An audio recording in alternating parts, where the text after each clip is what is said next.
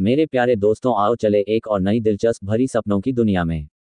आप लोगों को लगेगा आप भी उस दुनिया की सैर कर रहे हैं। अभी आप कहानी पे डूब जाएं उससे पहले चैनल को सब्सक्राइब कर दे। अगर आपको कहानी पसंद आए तो वीडियो को लाइक करें और प्यारा सा कमेंट करना न भूले। धन्यवाद। नॉवल का नाम वेपन मास्टर है। अध्याय 471 से 480। अच्छा ऐसा है। तांग हुआन को अचानक एहसास हुआ कि यही कारण था कि 16 वर्ष की आयु तक वह एक साधारण व्यक्ति था। यदि ऐसा था तो शायद बूढ़े आदमी और बूढ़े मोटे को पता था कि उनकी मां अत्याचारी थी, लेकिन वे नहीं जानते थे कि उनकी मां तियान कबीले से थी। अन्यथा उनके लिए कारण के बारे में न सोचना असंभव होगा और उनकी आंखों से रक्त रेखाएं नहीं देखी जा सकेंगी। एक क्षण के बाद तांग हुआन ने अचानक पूछा, जब मैं तियान कबीले की वंशावली को पूरी तरह से सक्रिय कर दूंगी तो क्या मैं बाकी लोगों की तरह हो जाऊंगी और मेरे पास पंख होंगे? तांग हुआन की बातें सुनकर जिंगमेंग, म्यूकिंग और हे यान अपनी हंसी रोक नहीं सके। तांग हुआन, क्या तुम जानते हो कि तियान कबीले के लोगों का रक्त जितना शुद्ध होता है उनके पंख उतने ही कम उजागर होते हैं? जब तांग हुआन का सिर कोहरे से भर गया तो जिंगमेंग ने मुस्कुराते हुए कहा, छोटी दुनिया और फोजिंग गॉड ग्रेट वर्ल्ड के अलग होने के बाद मेरे तियान कबीले के लोगों की रेखाएं तेजी से अशुद्ध हो गईं, इसलिए सभी के पास पंख थे। उदाहरण के लिए, आपकी मां जो बाहरी दुनिया से आई थी उसने बहुत पहले ही अपने पंख गिरा दिए थे, इसलिए यदि वह उड़ना चाहती थी तो वह अपनी शक्ति का उपयोग करके सीधे अपने पंख बना सकती थी। आपको अपनी मां का शुद्ध रक्त विरासत में मिला है, इसलिए ये स्वाभाविक है कि आप भी वैसे ही होंगे। कोट। ठीक है, अब मैं जीवन पूल में प्रवेश करूंगा। तांग हुआन अजीब तरह से मुस्कुराने से खुद को रोक नहीं सका। यदि उसके पंख भी उगाए जैसे उसने तियान कबीले की रक्त रेखा को पूरी तरह जागृत करने के बाद उगाए थे तो वह वास्तव में इसकी आदत नहीं डाल पाएगा। लेकिन अगर वह अपनी मां और फ्लेमिंग फीनिक्स किंग की तरह अपनी शक्ति से पंखों को संघनित कर सकता है तो स्वाभाविक रूप से इससे कोई फर्क नहीं पड़ेगा। एक बार जब आप पूल में हों तो बैठ जाएं। कुछ मत करो, जिंगमेंग ने उसे चेतावनी दी। तांग हुआन ने अपना सिर हिलाया। अगले ही पल, एक कदम के साथ वह कुछ मीटर की दूरी तय कर जीवन के कुंड में प्रवेश कर गया। पूल का पानी गहरा नहीं माना जाता था, इसकी गहराई तांग हुआन के घुटनों के आसपास ही थी। तुरंत, जैसा कि जिंगमेंग ने कहा था, तांग हुआन तालाब में पैर मोड़कर बैठ गया। कुछ ही क्षणों के बाद तांग हुआन ने देखा कि परिपवित्र जल में थोड़ा उतार चढ़ाव शुरू हो गया था। इसके बाद हरे तरल पदार्थ में जीवन आ गया और वह चुपचाप और तेजी से तांग हुआन के शरीर के साथ ऊपर की ओर फैल गया। केवल 2 या 3 सांसों के बाद तांग हुआन के शरीर का छोटा सा आधा हिस्सा जो पानी की सतह से ऊपर था पहले से ही पूरी तरह से ढक चुका था। इसके तुरंत बाद तांग हुआन ने महसूस किया कि उसके शरीर के सभी 36,000 छिद्र फैल गए हैं। ठंडी हवा थोड़ा थोड़ा करके अंदर आ रही है, वास्तव में एक अविरल धारा के रूप में उसके शरीर के अंदर घूम रही है। पलक झपकते ही यह उसके अंगों और अवयवों में समा चुका था। ठंडी हवा के हर झोंके में अतुलनीय रूप से समृद्ध जीवन शक्ति समाहित थी। जीवन शक्ति की उत्तेजना के तहत कुछ ही समय बाद तांग हुआन के शरीर की प्रत्येक कोशिका और तंत्रिका अत्यंत सक्रिय हो गई, विशेष रूप से उसकी रक्तवाहिकाएं। सूर्य आत्मा शरीर के कारण जो रक्त सुनहरा हो गया था वह वास्तव में उबलते पानी की तरह तेजी से उबल रहा था। अनजाने में ही रक्त का प्रवाह बढ़ रहा था और उसके पेट में रक्त वाहिकाएं ताकत के साथ धड़क रही थीं और यह अधिक से अधिक तीव्र होती जा रही थी। तांग हुआन ने अब और नहीं सोचा और उसका मन धीरे धीरे उसमें डूब गया। समय धीरे धीरे बीतता गया। अज्ञात समय के बाद तांग हुआन को अचानक अपनी रक्त वाहिकाओं में 2 अत्यंत अजीब क्यूई महसूस हुई, एक मजबूत और एक कमजोर। वे एक दूसरे के साथ जुड़ी हुई थीं और वास्तव में उसके शरीर के हर हिस्से को ढक रही थीं। तांग हुआन जानता था कि यह उसके पिता और माता दोनों के खून से आया है। रक्त और रक्तरेखा एक समान नहीं थी, लेकिन रक्तरेखा रक्त के भीतर छिपी हुई थी। रक्त के तीव्र प्रवाह और रक्त वाहिकाओं की तीव्र धड़कन के बाद तांग हुआन के सुनहरे रक्त से अंततः उसके वंश की शक्ति प्रकट हुई। वह मजबूत रक्त स्वाभाविक रूप से मानव कबीले की रक्त रेखा से आया था और कमजोर रक्त तियान कबीले की रक्त रेखा से आया था। लेकिन निस्संदेह ताकत और कमजोरी की तुलना केवल तुलना करके ही की जा सकती है। तांग हुआन के सुनहरे खून में कमजोर तियान कबीले का रक्त भी अत्यंत गाढ़ा और अतुलनीय रूप से शुद्ध था। उस शांत ऊर्जा के निरंतर प्रवाह के बाद कमजोर और छोटे तियान कबीले की वंशावली वास्तव में थोड़ा थोड़ा करके विस्तार करने लगी। अपने परिवर्तन को महसूस करते हुए तांग हुआन को म्यूकिंग के शब्दों के पीछे का अर्थ अधिक से अधिक समझ में आने लगा। मानव वंश की रक्त रेखा उसके शरीर की 9 आध्यात्मिक मेरिडियन से जुड़ी हुई थी, लेकिन तियान वंश की रक्त रेखा का उसकी आत्मा के साथ एक चमत्कारिक संबंध था। 16 वर्ष की आयु से पहले तियान कबीले की वंशावली ने मानव कबीले की वंशावली को दबा दिया, जिसके परिणामस्वरूप तांग हुआन प्रथम आध्यात्मिक मेरिडियन को खोलने में असमर्थ हो गया, चाहे उसने इसे विकसित करने के लिए कितनी भी कोशिश की हो। जैसे जैसे तांग हुआन की साधना बढ़ती गई, मानव कुल की रक्त रेखा, जो अब उसकी अपनी थी, ने तियान कुल की रक्त रेखा को पूरी तरह से ढक दिया। यदि वह दोनों को मिलाना चाहता था, तो उसे तियान कबीले की रक्त रेखा को पूरी तरह से सक्रिय करना होगा, आत्मा के साथ उसके संबंध को मजबूत करना होगा, जिससे वह मानव कबीले की रक्त रेखा के समान स्तर तक पहुंच सके। टकराना टकराना तांग हुआन का दिल पानी की तरह शांत था, उसकी नसों के फड़कने की आवाज न केवल उसके शरीर में गूंज रही थी, बल्कि जीवन मंदिर में भी गूंज रही थी। अनजाने में, दो तेजी से उतार चढ़ाव वाली रक्त शिराएं, और वे उन रक्त वाहिकाओं से भी ऊपर उठ गईं जो उनके माध्यम से बहती थीं, तांग हुआन के शरीर के बाहर एक छाया का निर्माण करती थीं। तांग हुआन का वंश इतना शक्तिशाली है। जीवन के तालाब के किनारे पर ही यान ने आश्चर्य की अभिव्यक्ति प्रकट की, जबकि म्यूकिंग चिल्लाने से खुद को रोक नहीं सका। इस समय तांग हुआन के सिर के ऊपर दो रक्त वाहिकाओं जैसी आकृतियां एक दूसरे को काटती और आपस में गुंथती हुई दिख रही थीं, मानो वे किसी स्वर्गीय बादल पवित्र वृक्ष की जड़ें हों। वे वास्तव में एक दूसरे से बहुत घनी तरह से भरे हुए थे, और वह मोटा और मजबूत आकार वास्तव में मुट्ठी जितना बड़ा था। तांग हुआन की वर्तमान स्थिति के आधार पर बड़ा वाला स्वाभाविक रूप से मानव कबीले की रक्त रेखा होगी, और छोटा वाला स्वाभाविक रूप से तियान कबीले की रक्त रेखा होगी। तियान कबीले के महान कबीले के बुजुर्ग के रूप में, भले ही वह अपनी पूरी ताकत का उपयोग करता, वह तियान कबीले की रक्त रेखा की इतनी बड़ी छाया प्रकट करने में सक्षम नहीं होता। वह एक शिखर चरण 9 धर्म संत थे, और हालांकि तांग हुआन एक चरण 9 मार्शल संत थे, उन्हें जादू के मार्ग के बारे में कुछ भी पता नहीं था। उसकी रक्त रेखा वास्तव में इस स्तर तक पहुंच गई थी, और परिपवित्र जल की उत्तेजना के तहत तांग हुआन की तियान कबीले की रक्त रेखा अभी भी बढ़ रही थी, और रक्त रेखा की छाया जल्दी ही मोटी हो जाएगी। जैसे जैसे किसी की साधना का आधार बढ़ता जाएगा, उनका वंश भी अधिकाधिक मजबूत होता जाएगा। हालांकि न केवल उनकी रक्त रेखा शक्ति में समान थी, बल्कि यह व्यक्ति की क्षमता से भी संबंधित थी। जब उसके तियान कबीले की रक्तरेखा और मानव कबीले की रक्तरेखा एक ही स्तर पर होगी, तो वह मेरे तियान कबीले की रक्तरेखा के समान स्तर पर होगा। जिंग मेंग के शब्दों को सुनकर म्यूकिंग और हे यान और भी अधिक हैरान हो गए, और तुरंत बाद उन्होंने जिंग मेंग को एक खूबसूरत मुस्कान के साथ कहते सुना, फोजिंग गॉड ग्रेट वर्ल्ड में, अगर छोटी बहन रू मांग तियान कबीले की पवित्र युवती है, तो यह आश्चर्य की बात नहीं है कि उसके बेटे में ऐसी क्षमता है। एक बार जब वह तियान कबीले जादू का अभ्यास करेगा, तो उसका वंश निश्चित रूप से और भी अधिक शक्तिशाली हो जाएगा। तांग हुआन की तियान कबीले की वंशावली पहले से ही पूरी तरह जागृत हो चुकी है, और दो प्रकार की वंशावली बहुत जल्दी ही एक हो सकती है। कोट। जब वे बात कर रहे थे, तीनों की निगाहें तांग हुआन के सिर के ऊपर आसमान पर टिकी थीं। दोनों रक्त रेखाओं की छायाएं अधिकाधिक हिंसक रूप से उतार चढ़ाव करने लगीं। कुछ ही समय बाद दो रक्त वंशों की उलझनें धीरे धीरे एक दूसरे में विलीन होने लगीं। लेकिन इसी समय जीवन के कुंड के पीछे 3 मंजिला वेदी से अचानक कान फाड़ देने वाली सीटी की आवाज आई। दरारों से एक हरे रंग का पदार्थ जैसा पदार्थ निकला और शीघ्र ही वेदी के शीर्ष पर एकत्र हो गया। पलक झपकते ही वेदी के ऊपर एक विशाल हरे रंग की ज्वाला प्रकट हुई। बोधिसत्व अग्नि। ये देखकर जिंग मेंग, म्यूकिंग और हे यान के चेहरे बदल गए। एक क्षण के बाद जिंग मेंग की पीठ पर पंखों की एक जोड़ी दिखाई दी।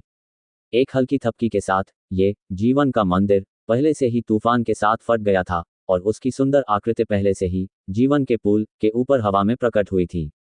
ची स्विश। एक के बाद एक सूक्ष्म तीक्ष्ण ध्वनियां गूंजने लगी, जैसे प्रकाश की एक गहरी नीली किरण उसकी उंगली की नोक से निकली और जीवन के कुंड और 3 स्तरीय वेदिका के बीच में आ गिरी।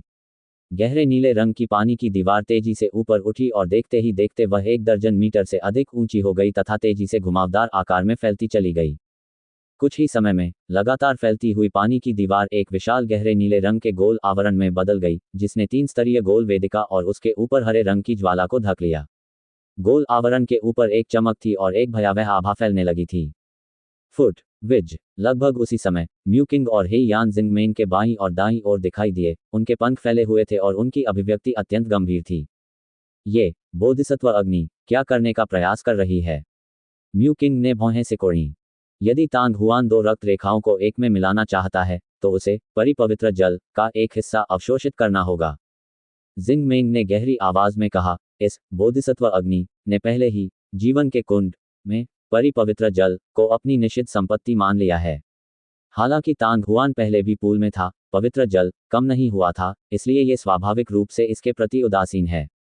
जैसे ही उसने ये कहा, जिंग मेंग ने ठंडी आवाज में कहा, तांग हुआन एक महत्वपूर्ण क्षण में है, हम उसे जाने नहीं दे सकते, हमें तांग हुआन को परेशान करने की जरूरत है।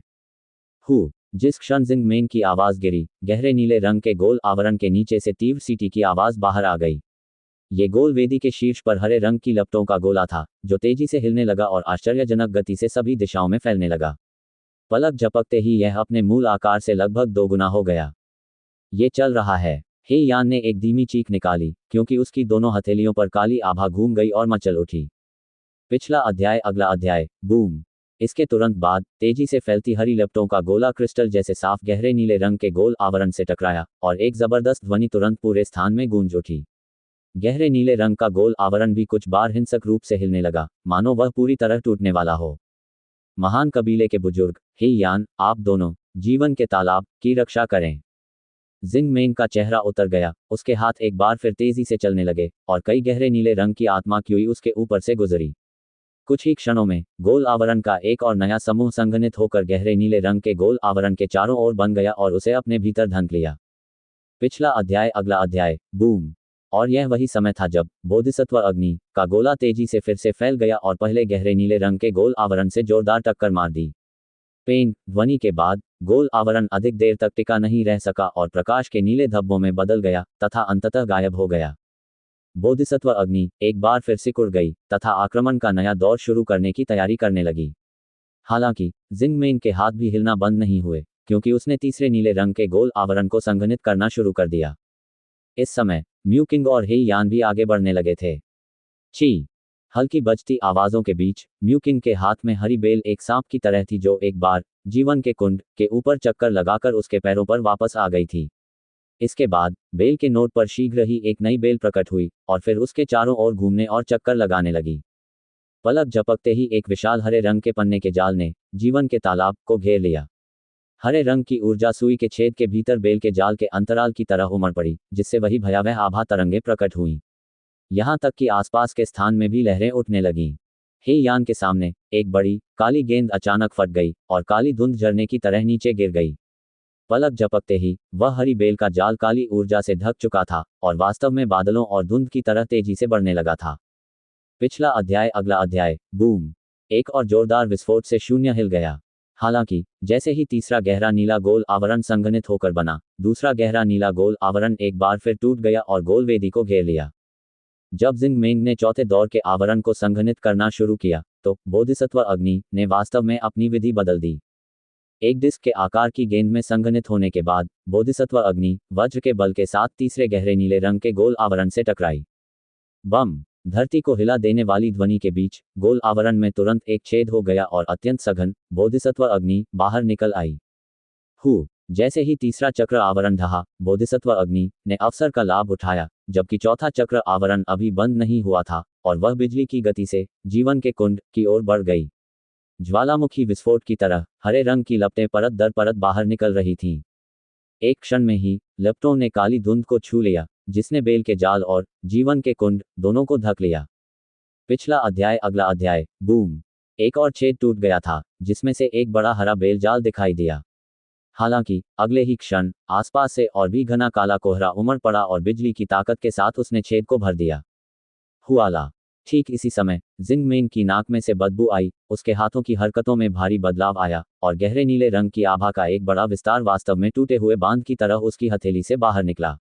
पर्वतों को गिराने और समुद्र को उलट देने में सक्षम शक्ति के साथ ये बोधिसत्व अग्नि की ओर बढ़ा। बोधिसत्व अग्नि का गोला तेजी से सिकुड़ गया और हवा में तेजी से घूमने लगा।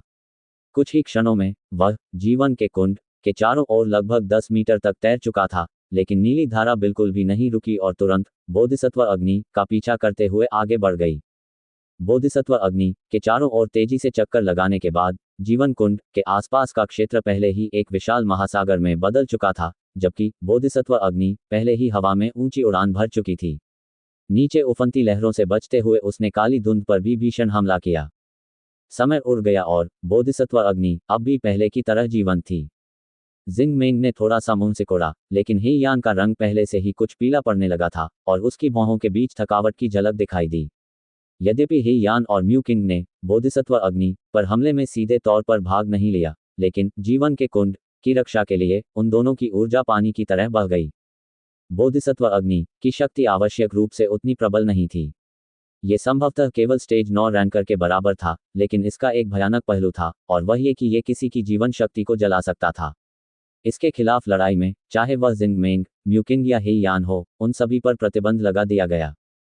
पिछले 20 वर्षों में इस तरह की लड़ाई पहले भी कई बार हो चुकी थी, लेकिन सभी का अंत जिंग मेंग और बाकी लोगों के पीछे हटने के साथ हुआ।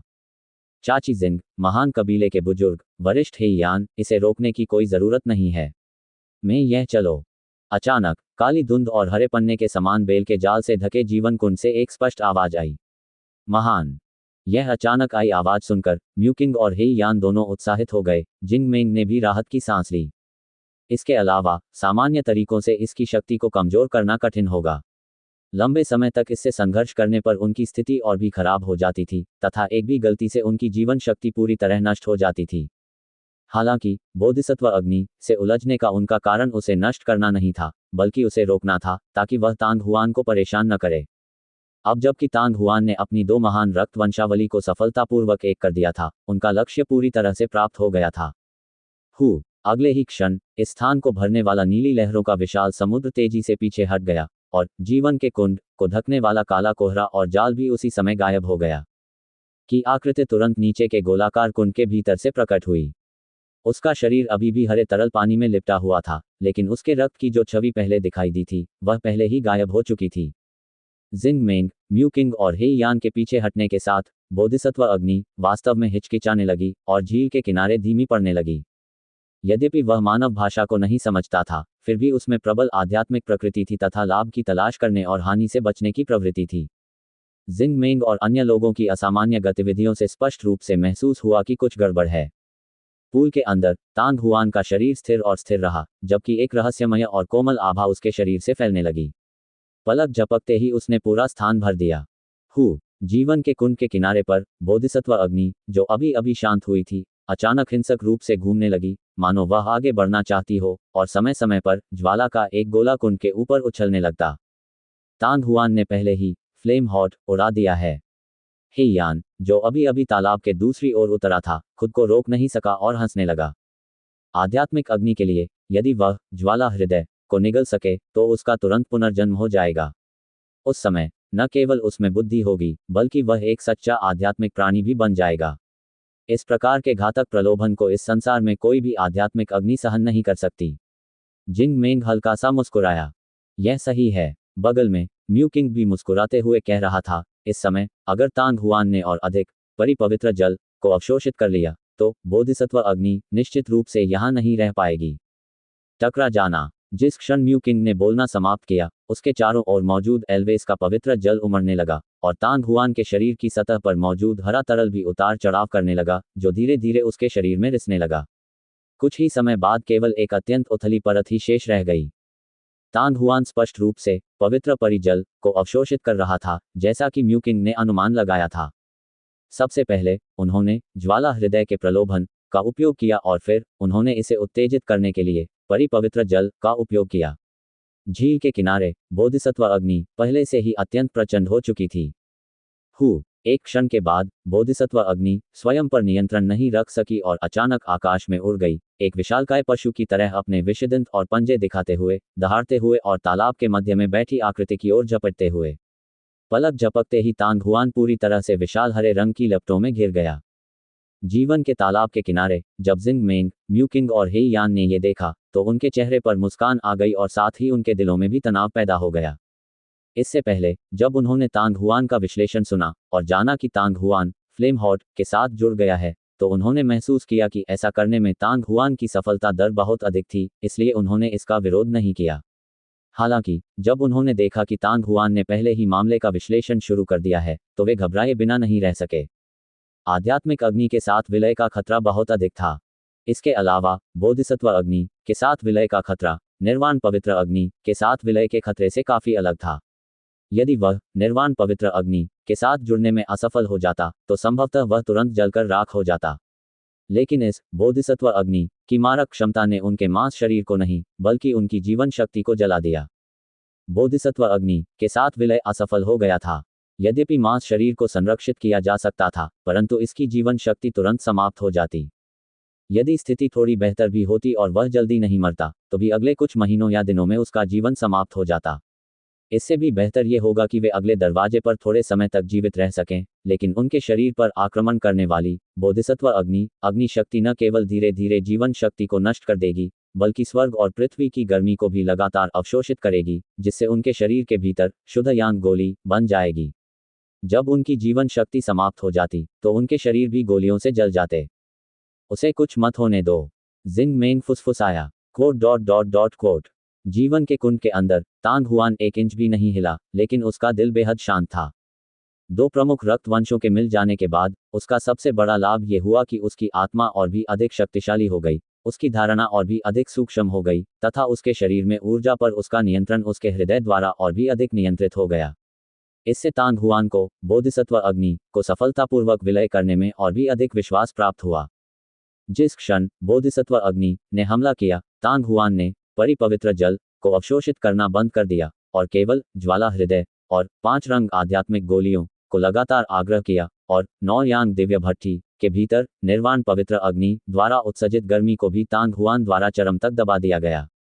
जब उन्होंने इतनी निकट से ज्वाला हृदय की आभा को महसूस किया, तो बोधिसत्व अग्नि और भी अधिक उत्तेजित हो गई। एक पल में एक भूखे भेड़िए की तरह जिसने ताज़ा मांस देखा था, उसने तांग हुआन के शरीर में थोड़ा थोड़ा करके छेद किया और ज्वाला हृदय की लहरों का अनुसरण करते हुए 9 यांग दिव्य भट्टी की ओर बढ़ गया। इस समय तांग हुआन के कठोर नियंत्रण में 9 यांग दिव्य भट्टी पूरी तरह से शांत हो गई थी। बोधिसत्व अग्नि और निर्वाण पवित्र अग्नि को अवशोषित करने और सम्मिलित करने में बहुत बड़ा अंतर था। उस समय फैंगमिंग पर्वत पर निर्वाण पवित्र अग्नि पहले से ही सील कर दी गई थी, इसलिए इसके डरने की चिंता करने की कोई आवश्यकता नहीं थी। 20 वर्ष पहले शान की मां ने एक बार इस बोधिसत्व अग्नि को प्रज्वलित करने का प्रयास किया था, और अब थोड़ी सी भी हलचल से प्रतिक्रिया उत्पन्न हो जाती थी, जिसके परिणामस्वरूप प्रज्वलन विफल हो जाता था और अंततः असफलता ही हाथ लगती थी। अब तांग हुआन को जो करना था वह था बोधिसत्व अग्नि को अपने शरीर में जितना संभव हो सके उतना प्रवेश करने देना। 9 यांग दिव्य भट्टी के अंदर ज्वाला हृदय की गेंद पहले से ही बोधिसत्व अग्नि के प्रवाह से कसकर लिपटी हुई थी, और आध्यात्मिक अग्नि की मारक क्षमता का हर हिस्सा जो अंदर रिसता था, वह तांग हुआन की जीवन शक्ति का एक निशान वापस लाता था। सौभाग्य से तांग हुआन की जीवन शक्ति काफी मजबूत थी, और फिलहाल इसका ज्यादा प्रभाव नहीं पड़ेगा। अनजाने में 9 यांग दिव्य भट्टी पहले से ही बोधिसत्व अग्नि से पूरी तरह भर चुकी थी। इस समय बोधिसत्व अग्नि का कम से कम आधा भाग पहले ही कड़ाई में प्रवेश कर चुका था। यह समय है। तांग हुआन ने थोड़ा सोचा, और पलक झपकते ही 9 यांग दिव्य भट्टी पहले से ही चरम पर सक्रिय हो गई थी, और चूसने की भयानक शक्ति सभी दिशाओं में फैल गई थी। उस बोधिसत्व अग्नि को अचानक पकड़ लिया गया और उसका एक बड़ा हिस्सा तुरंत भस्म हो गया। अगले ही क्षण बोधिसत्व अग्नि जाग उठी, और अत्यंत क्रोधित और अत्याचारी भावनाओं की लहर ने तांग हुआन की आत्मा पर उन्मत्त रूप से हमला करना शुरू कर दिया। तीव्र सीटी की आवाज के बीच शेष बोधिसत्व अग्नि, जो मूल रूप से तांग हुआन के शरीर के चारों ओर एकत्रित थी, तेजी से मंथन करने लगी, जिससे तांग हुआन की जीवन शक्ति लगातार नष्ट होने लगी। और तांग हुआन की 9 यांग दिव्य भट्टी के भीतर हरे रंग की लपटों का वह हिस्सा भी हताश होकर बाईं और दाईं ओर बढ़ रहा था। इस समय तांग हुआन ने बिल्कुल भी पीछे नहीं हटते हुए अपनी पूरी ताकत का प्रदर्शन किया। यदि बाहर की बोधिसत्व अग्नि 9 यांग दिव्य भट्टी में पहले से ही प्रवेश कर चुकी लेप्टों के हिस्से से अधिक शक्तिशाली थी, तो ये पता चलने के बाद कि यह असंभव था, बोधिसत्व अग्नि ने जीवित रहने और भागने के लिए अपनी पूंछ को काटने का विकल्प चुना होगा। लेकिन अब तांग हुआन को उस तरह की स्थिति के बारे में चिंता करने की जरूरत नहीं थी। इस समय बोधिसत्व अग्नि का आधे से अधिक भाग पहले ही 9 यांग दिव्य भट्टी में प्रवेश कर चुका था। तांग हुआन को अब बोधिसत्व अग्नि की गति के साथ प्रतिस्पर्धा करनी थी। जब तक वह अपनी जीवन शक्ति के पूरी तरह से भस्म होने से पहले 9 यांग दिव्य भट्टी में चूसने को पूरी तरह से अंकित कर सकता है, तांग हुआन अंतिम जीत हासिल करने और इसे सफलतापूर्वक फ्यूज करने में सक्षम होगा। जीवन के कुंड में लपटें और अधिक तीव्र होती गईं। वह बोधिसत्व अग्नि स्पष्टतः अधिकाधिक अधीर और क्रोधित होती जा रही थी। हालांकि तांग हुआन का शरीर स्थिर रहा, और उसने अपनी पूरी शक्ति का उपयोग केवल 5 रंगों की आध्यात्मिक गोलियों और 9 यांग दिव्य भट्टी को प्रसारित करने में किया। जैसे जैसे वह कड़ाई में आग को तेजी से परिष्कृत कर रहा था, वैसे वैसे वह लगातार नई आग को भी निगल रहा था। महत्वपूर्ण क्षण आ गया है। झील के किनारे जिंग मेंग, म्यूकिंग और हे यान के भाव अत्यंत गंभीर हो गए। वे पहले ही समझ चुके थे कि तांग हुआन क्या करने की कोशिश कर रहा था।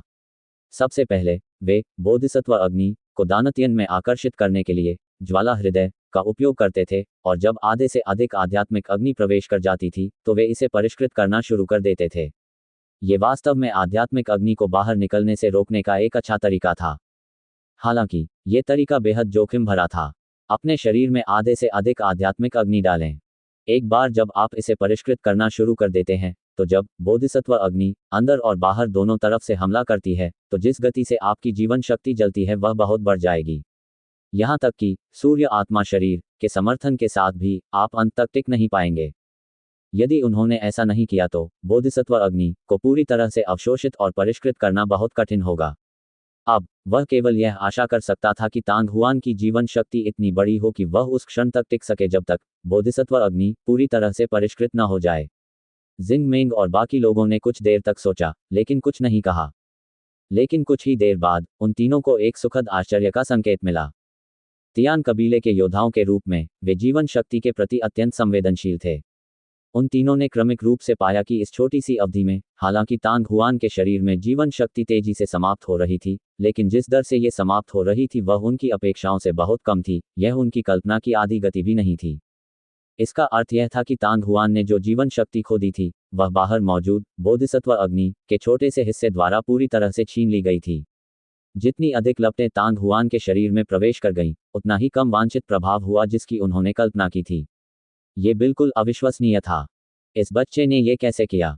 म्यू किंग ने जोर से ताली बजाई। उसका बूढ़ा और मुस्कुराता हुआ चेहरा एक खिले हुए गुलदाउदी की तरह लग रहा था। मुझे सचमुच उम्मीद नहीं थी कि बोधिसत्व अग्नि का अधिकांश भाग तांग हुआन के जीवन का एक भी अंश नहीं ले पाएगा। हे यान अपनी खुशी को रोक न सका और बोला, ऐसा लगता है कि परिणाम के बारे में कोई रहस्य नहीं है। जिंग मेंग ने भी अपनी भौहों के बीच हल्की मुस्कान प्रकट की। जीवन के तालाब की स्थिति ने उन तीनों को बहुत खुश कर दिया। हालांकि खुश होने के बाद उनकी आंखों में आश्चर्य की झलक दिखी। समय धीरे धीरे बीतता गया और तांग हुआन के शरीर की जीवन शक्ति तेजी से खत्म होती रही। हालांकि सूर्य आत्मा शरीर को संघनित करने के बाद जो एक अमर शरीर प्रतीत होता था, तांग हुआन के शरीर के भीतर निहित जीवन शक्ति पहले से ही अत्यंत भयानक स्तर पर पहुंच गई थी। चाहे बाहर की बोधिसत्व अग्नि का वह भाग कितनी भी तेजी से उसकी जीवन शक्ति को जला दे, वह इतने कम समय में तांग हुआन की जीवन शक्ति को बुझाने में सक्षम नहीं होगी। जैसे जैसे अधिक से अधिक ज्वालाएं चूषण द्वारा अवशोषित होती गईं, बोधिसत्व अग्नि द्वारा जलाई जा सकने वाली जीवन शक्ति लगातार कम होती जा रही थी। ओह हफ! आध्यात्मिक अग्नि ने इस बात को महसूस कर लिया था। वह तांग हुआन के शरीर से बाहर निकलने की कोशिश करती रही। दुर्भाग्यवश इसमें सफलता नहीं मिली, क्योंकि सीटी की आवाजें कान फाड़ देने वाली चीखों में बदल गईं। यदि उसका एक भी हाथ या पैर फंसा होता तो वह उसे काटकर तुरंत भाग सकता था। हालांकि यदि उसका पूरा ऊपरी शरीर फंस गया होता तो केवल 2 पैर ही बचते और बिना किसी बाहरी मदद के वह बच नहीं पाता। वर्तमान बोधिसत्व अग्नि एक ऐसे व्यक्ति के समान थी जिसका पूरा शरीर किसी व्यक्ति के आधे शरीर में फंस गया था। काफी समय बाद तांग हुआन के शरीर के बाहर बची हुई बोधिसत्व अग्नि काफी पतली हो गई। आग की लपटों के बीच से तांग हुआन का आकार हल्का सा देखा जा सकता था। चाहे वह छोटी सी ज्वाला उसकी जीवन शक्ति को कितना भी जला दे, तांग हुआन पर इसका बहुत ही मामूली प्रभाव पड़ेगा। आधे 15 घंटे से भी कम समय में आखिरी लौ तांग हुआन के शरीर में प्रवेश कर गई। इस बिंदु पर सभी बोधिसत्व अग्नि को पहले से ही तांग हुआन द्वारा नौयांग दिव्य भट्टी में स्थानांतरित कर दिया गया था और इसका एक हिस्सा पहले से ही परिष्कृत और ज्वाला हृदय के साथ विलय कर दिया गया था। हालांकि कम से कम आधी लपटें अभी भी नाइन यांग डिवाइन फनेस पर पागलों की तरह हमला कर रही थीं, क्योंकि वे भागने की कोशिश कर रहे थे। यह अफसोस की बात थी कि आध्यात्मिक अग्नि के लिए नौयांग दिव्य भट्टी एक अविनाशी पिंजरे की तरह थी। बोधिसत्व अग्नि का प्रभाव चाहे कितना भी भयंकर क्यों न हो, इसका उस पर तनिक भी प्रभाव नहीं पड़ा। तांग हुआन के नियंत्रण में यह भयावह गति से घूमता रहा। हो गया। जीवन के तालाब के किनारे जिंग मेंग, हे यान और अन्य लोग एक दूसरे को देखकर मुस्कुराए और फिर अंततः शांत हो गए। पिछले 20 वर्षों से ये बोधिसत्व अग्नि जीवन मंदिर के भीतर ही थी और इसे बाहर निकालना कठिन था। जिंग मेंग अत्याचारी था और भले ही वह दानव भगवान फेन तियान था, उसे विश्वास था कि वे एक ड्रॉ तक लड़ने में सक्षम होंगे। हालांकि इस बोधिसत्व अग्नि का सामना करते हुए वह कुछ भी नहीं कर सकी। अब उसके दिल की बड़ी परेशानी अंततः गायब हो गई थी। बोधिसत्व अग्नि के बिना जीवन का कुंड संभवतः कुछ दशकों में भर जाएगा और मुरझाए हुए वृक्षों की जड़ें भी अपनी जीवन शक्ति पुनः प्राप्त कर लेंगी। इस पवित्र वृक्ष को अंततः बचाया जा सकता है। म्यू किंग ने मुस्कुराहट और अनगिनत भावनाओं से भरे चेहरे के साथ कहा। बेशक, यह जानने के बाद कि तियान कबीले की पवित्र वस्तु को मानव कबीले के मार्शल दाओ प्रतिभा और उपकरण विधि प्रतिभा तांग हुआन के साथ जोड़ा गया था, उसे जिंग मेंग और अन्य लोगों को सिरदर्द हो गया। लेकिन किसने सोचा होगा कि तांग हुआन के पास न केवल शुद्ध तियान वंश का रक्त था, बल्कि वह बोधिसत्व अग्नि के साथ भी जुड़ गया था। सबसे पहले यह निर्वाण पवित्र अग्नि है और फिर ये बोधिसत्व अग्नि है। तांग हुआन के लिए तीसरे प्रकार की आध्यात्मिक अग्नि को मिलाना कोई समस्या नहीं होनी चाहिए, है ना? हे यान ने अचानक कहा। 5 आध्यात्मिक अग्नि का सम्मिलन। अन्य 3 आध्यात्मिक अग्नियों में से जुवान मिंग प्रारंभिक अग्नि संभवतः भूले हुए शहर के दक्षिणी भाग में छिपी हुई है, जबकि तीव्र आध्यात्मिक अग्नि दानव कबीले में स्थित होनी चाहिए। जहां तक रंगीन ग्लेज आध्यात्मिक अग्नि का सवाल है, मुझे आश्चर्य है कि वह अब कहां चली गई है। क्या ये हो सकता है कि श्वेत सारस, जो हजारों वर्ष पहले इस आध्यात्मिक अग्नि के साथ एक हो गया था, अंततः फोजिंग गॉड ग्रेट वर्ल्ड में प्रवेश करने में सफल हो गया और वह भी हमारे साथ ही गुजर गया? अज्ञात समय के बाद तांग हुआन ने हल्की सांस ली और धीरे से अपनी आंखें खोली। अगले ही क्षण वह उछला और शान से पूल के किनारे पर उतरा। उसका वस्त्र पहले की तरह ही सूखा था और पवित्र आत्मा के जल की एक बूंद भी कुंड से बाहर नहीं आई थी। तांग हुआन, कैसा है? जिंग मेंग, म्यू किंग और हे यान सभी तांग हुआन के पास आए और सभी खुशी से मुस्कुरा रहे थे। ये एक सफलता है। तांग हुआन की आंखों में खुशी की झलक दिखाई दी। उसके मन के निर्देशों के बीच एक सेकंड में तांग हुआन की हथेली में आकर्षक लाल निर्वाण पवित्र अग्नि की एक छोटी सी गेंद प्रकट हुई जो गर्मी से भरी हुई थी। लेकिन थोड़ी देर बाद निर्वाण पवित्र अग्नि के भीतर एक हरे रंग की ज्योति चमक उठी जो एक कटोरे के आकार की थी और उसके तुरंत बाद ज्वाला तेजी से फैलने लगी। क्षण भर में ही लपटें वाशबेसिन जितनी बड़ी हो गई और चिलचिलाती गर्मी लहर की तरह बाहर आने लगी। ठीक है, जिंग मेंग अपने हाथों को ताली बजाने और हंसने से रोक नहीं सका। म्यू किंग और हे यान दोनों की आंखों में आश्चर्य की झलक दिखाई दी। अपनी दृष्टि से वे स्वाभाविक रूप से ये देखने में सक्षम थे कि तांग हुआन ने अपनी हथेली में निर्वाण पवित्र अग्नि की गेंद को नहीं बढ़ाया था, बल्कि इसके बजाय बोधिसत्व अग्नि की मारक क्षमता को सक्रिय कर दिया था और इसे निर्वाण पवित्र अग्नि में आत्मसात कर लिया था, जिससे निर्वाण पवित्र अग्नि की मारक क्षमता कई गुना बढ़ गई थी। 5 तत्वों में से लकड़ी से आग प्रज्वलित हो सकती है। लकड़ी के 5 तत्वों की बोधिसत्व अग्नि का अग्नि के 5 तत्वों की निर्वाण पवित्र अग्नि पर एक मजबूत सहायक प्रभाव था। इससे ये देखा जा सकता है कि अग्नि के 5 तत्वों में से बोधिसत्व अग्नि कितनी शक्तिशाली थी। ये देखकर तांग हुआन की आंखें चमक उठीं। तत्काल ही तांग हुआन के एक विचार से मनमोहक लाल निर्वाण पवित्र अग्नि वापस ले ली गई और जो बाहर आया वह हरे रंग की लपटों का एक गोला था जो लगभग एक कटोरे के आकार का था। यह नवनिर्मित बोधिसत्व अग्नि थी।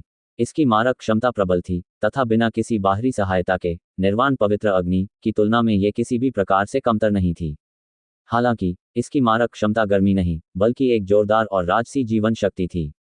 इस प्रकार की ज्वाला से निर्मित लकड़ी से निर्मित हथियार निश्चित रूप से इस सामग्री की प्रभावशीलता को अधिकतम करने में सक्षम होगा। 5 महान आध्यात्मिक अग्नि में निर्वाण पवित्र अग्नि और बोधिसत्व अग्नि के अलावा, जिनसे आप पहले ही जुड़ चुके हैं, जुवान मिंग प्रारंभिक अग्नि, तीव्र आध्यात्मिक अग्नि और रंगीन चमकदार आध्यात्मिक अग्नि भी हैं। अभी के लिए कलर ग्लेज स्पिरिचुअल फायर को भूल जाइए। क्या आप जुवान मिंग इनिशियल फायर और शार्प स्पिरिचुअल फायर को आजमाने में रुचि रखते हैं? कोट मुस्कुराते हुए कहा। तांग हुआन के बोधिसत्व अग्नि के साथ विलय की प्रक्रिया को देखने के बाद अब उसे इस बात की चिंता नहीं रही कि तांग हुआन अन्य आध्यात्मिक अग्नियों के साथ विलय करना जारी रखेगा। बेशक मुझे इसमें दिलचस्पी है। तांग हुआन उत्साह से धड़क रहा था। बोधिसत्व अग्नि के साथ विलय के बाद उन्होंने पहले ही निर्वाण पवित्र अग्नि में इतनी बड़ी वृद्धि प्राप्त कर ली थी। यदि वह अन्य 3 प्रकार की आध्यात्मिक अग्नि को अवशोषित कर ले तो उस समय 5 तत्व घूमते रहेंगे और अंतहीन रूप से बढ़ेंगे और सभी प्रकार की आध्यात्मिक अग्नि अतुलनीय रूप से शक्तिशाली हो जाएंगी। आप ज्वाला हृदय के साथ जुड़ गए हैं, इसलिए आपको अन्य आध्यात्मिक अग्नि की दिशा को समझने में सक्षम होना चाहिए। जिंग मेंग ने थोड़ा मुस्कुराते हुए कहा, दक्षिण में जो है वह जुवान मिंग इनिशियल फायर है और यह भूले हुए शहर में ही है। मैंने इसे 100 साल से भी पहले देखा था और अगर कोई अप्रत्याशित घटना नहीं घटती है तो ये अब भी वहां मौजूद होगी। यदि आप जाना चाहें तो मैं आपके लिए एक विस्तृत नक्शा बना सकता हूं। कोट जहां तक तीव्र आध्यात्मिक अग्नि का प्रश्न है, ये शांत महाद्वीप की गहराई में होनी चाहिए, तथा बहुत संभावना है कि ये दानव वंश के आधार पर हो। वह स्थान दानव भगवान फेन तियान द्वारा संरक्षित है, इसलिए वहां जाने की कोई जल्दी नहीं है। धन्यवाद, आंटी जिंग। तांग हुआन खुशी से मुस्कुरा रहा था। जिंग मेंग का परिचय उस स्थिति के अनुरूप हुआ जिसे उसके फ्लेम हॉट ने महसूस किया था। बोधिसत्व अग्नि को अवशोषित करने के बाद केवल 2 प्रकार की आध्यात्मिक अग्नि थी जिसे वह महसूस कर सकता था, और वे जुआन मिंग प्रारंभिक अग्नि और तीव्र आध्यात्मिक अग्नि होनी चाहिए, जिसके बारे में जिंग मेंग ने बात की थी। थोड़ी देर रुकने के बाद तांग हुआन ने कुछ जिज्ञासा के साथ पूछा, क्या आंटी जिंग को पता है कि रंगीन ग्लेज आध्यात्मिक अग्नि कहाँ स्थित है? म्यू किंग और हे यान के साथ नजरें मिलाने के बाद जिंग मेंग ने कुछ अफसोस के साथ कहा, यह बहुत संभावना है कि वह पहले से ही फोजिंग गॉड ग्रेट वर्ल्ड में है, फिर भी मुझे नहीं पता कि उसका कोई गुरु है या नहीं। भगवान महान दुनिया फोजिंग। तांग हुआन ने अपना सिर हिलाया, ये कमोबेश वही था जिसकी उसे उम्मीद थी। जब उन्हें पता चला कि इन कुछ महाद्वीपों के बाहर एक और भी बड़ा फोजिंग गॉड ग्रेट वर्ल्ड है, तो वह इस बात का थोड़ा बहुत अंदाजा लगा पाए। ये बहुत संभव था कि हथियार शोधन ग्रैंड मास्टर जो उस समय रंगीन ग्लेज आध्यात्मिक आग के साथ सफलतापूर्वक विलय कर चुके थे, व्हाइट क्रेन मिंग सफलतापूर्वक लिंग जियो प्राचीन रोड से गुजर चुके थे और फोजिंग गॉड ग्रेट वर्ल्ड में प्रवेश कर चुके थे। यदि गुरु की मृत्यु न होती तो आध्यात्मिक अग्नि कभी नहीं निकलती। यदि व्हाइट क्रेन उस स्थान पर गया तो रंगीन ग्लेज आध्यात्मिक आग स्वाभाविक रूप से अपवाद नहीं होगी। कई हजार वर्ष बीत चुके थे और संभवतः व्हाइट क्रेन मिंग अब इस दुनिया में नहीं था। शायद रंगीन ग्लेज आध्यात्मिक अग्नि एक बार फिर एक मास्टरलेस वस्तु बन गई थी। इस प्रकार की आध्यात्मिक अग्नि केवल भविष्य में ही छोड़ी जा सकती है। जिंग मेंग मुस्कुराया और कहा, तो फिर चलो रंगीन ग्लेज आध्यात्मिक आग के बारे में परेशान मत हो। सबसे पहले आइए जुआन मिंग इनिशियल फायर के साथ जुड़ें। इससे पहले कि वह अपनी बात पूरी कर पाती, उसके चेहरे के हाव भाव थोड़े बदल गए और उसकी आंखों से एक ठंडी हत्या की भावना निकल पड़ी। अच्छा नहीं, वे लोग हमें फिर से ढूंढने आए हैं। कोट फुट। अगले ही पल जिंग मेंग की आकृति जीवन मंदिर से गायब हो चुकी थी और म्यू किंग और म्यू योरू दोनों के हाव भाव बेहद भद्दे हो गए थे, मानो उन्होंने कुछ समझ लिया हो। महाराज, क्या हुआ? तांग हुआन आश्चर्य से पूछे बिना न रह सका। जिंग मेंग ने अभी जो कहा उससे ऐसा लग रहा था कि कोई था जो तियान कबीले में परेशानी पैदा करने आया था। क्या इस छोटी सी दुनिया में सचमुच कोई इतना दुस्साहसी था? तांग हुआन, यद्यपि आपकी मां ने इस स्थान को छोड़ दिया, लेकिन विशेषज्ञों का दूसरा समूह जो 10 साल से अधिक समय पहले फोजिंग गॉड ग्रेट वर्ल्ड से उनके पीछे आया था, इस स्थान को छोड़ने में असमर्थ था। वे अभी भी इस छोटी सी दुनिया में ही रहते हैं। म्यू किंग ने धीमी आवाज में कहा, हम आपकी मां की तरह ही हैं, हम सभी तियान कबीले से हैं। वे लोग यह नहीं मानते कि तुम्हारी मां पहले ही जा चुकी है और सोचते हैं कि हम ही वे लोग हैं जिन्होंने तुम्हारी मां को छुपाया है, इसलिए हम समय समय पर परेशानी पैदा करने के लिए इस शहर में आते हैं। उनमें से कितने हैं? तांग हुआन को अंततः समझ आ गया कि क्या हो रहा था और वह अपनी भौहें सिकोड़े बिना न रह सका। ये वास्तव में फोजिंग गॉड ग्रेट वर्ल्ड से आए कुछ मेहमान थे, और वे लोग भी थे जो उसकी मां का पीछा कर रहे थे, और यह वास्तव में उनकी उपस्थिति के कारण था जिसके कारण उसकी मां के पास मृत्यु का नाटक करने और फोजिंग गॉड ग्रेट वर्ल्ड में वापस जाने के अलावा कोई विकल्प नहीं था। उनके पास बहुत अधिक लोग नहीं हैं, केवल 6, लेकिन वे सभी पीक स्टेज 9 के विशेषज्ञ हैं। कोट। इस समय पवित्र वृक्ष के नीचे 6 आकृतियां आराम से मध्य क्षेत्र की ओर चल रही थीं। 6 आकृतियां अलग अलग आकार और रूप रंग की थीं, लेकिन उनमें से 3 के चेहरे काफी वृद्ध थे। उनमें से 2 की उम्र 40 वर्ष के आसपास लग रही थी, और उनमें एक सुंदर युवक भी था।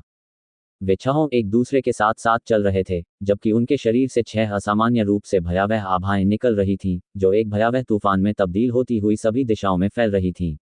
जिस स्थान से वे गुजरे, वहां तेजी से उतार चढ़ाव हुआ और हवा अत्यंत भयावह दबाव से भर गई।